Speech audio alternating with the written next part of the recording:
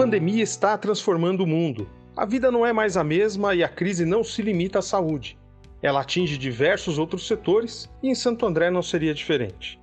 O setor cultural foi o primeiro a ter suas atividades paralisadas. De acordo com pesquisa da Associação Brasileira de Promotores de Eventos, mais da metade dos contratos para este ano foram cancelados, acumulando um prejuízo de 90 bilhões para o setor.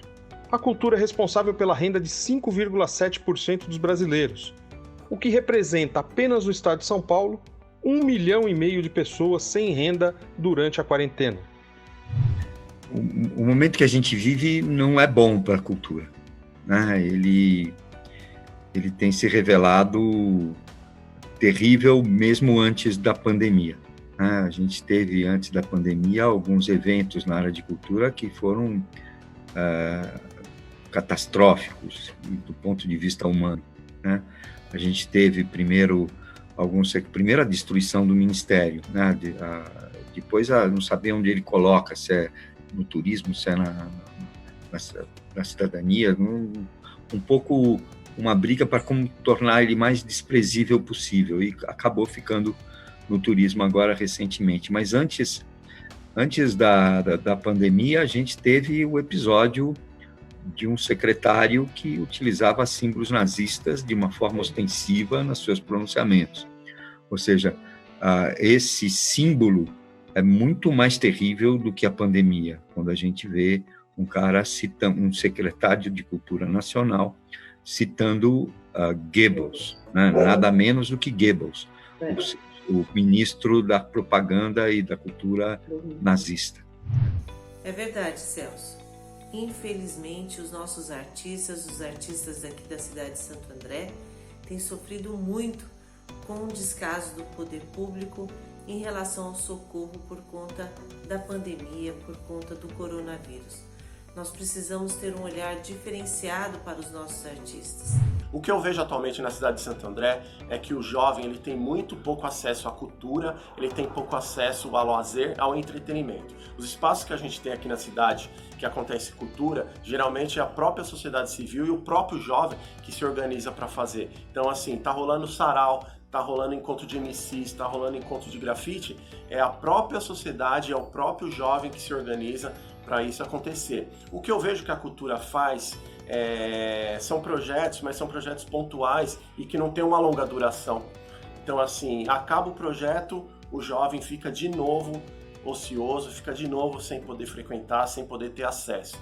Nas periferias é ainda pior. A gente tem um exemplo do Morro da Quibon, do qual a gente tem um trabalho lá que é o Secran, a gente tem um exemplo de alguns outros lugares na cidade, no Jardim Santa Cristina, que a gente tem um trabalho com oficina de grafite, mas isso é um trabalho que nós, como sociedade civil, tem organizado, e não da prefeitura, do qual eu acho que deveria ser o maior responsável em dar esse tipo de oportunidade para essa galera. O setor cultural com a pandemia foi o primeiro setor que parou e provavelmente vai ser o último setor a voltar em termos econômicos.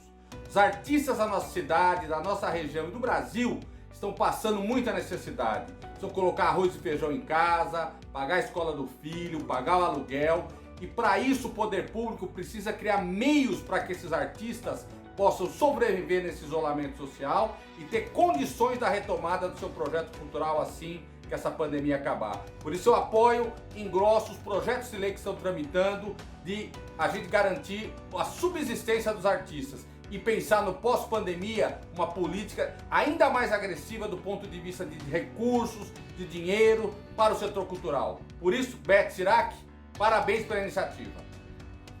Segundo o professor de Economia da Universidade Federal do Rio Grande do Sul, Leandro Valiati, o mercado cultural pode ter protagonismo na retomada da economia, desde que haja apoio governamental. A gente sabe que depois da pandemia, pós-crise do coronavírus, os artistas continuarão sendo os mais prejudicados com essa história toda, porque não se permite aglomeração, não se permite um fluxo de muitas pessoas concentradas no mesmo local. E artista é público, né? Então a gente sabe disso. Portanto, eu tenho discutido bastante com este segmento, tenho dialogado com vários artistas sobre a intervenção que o poder municipal pode realizar em proteção aos nossos artistas em relação à produção cultural da nossa cidade.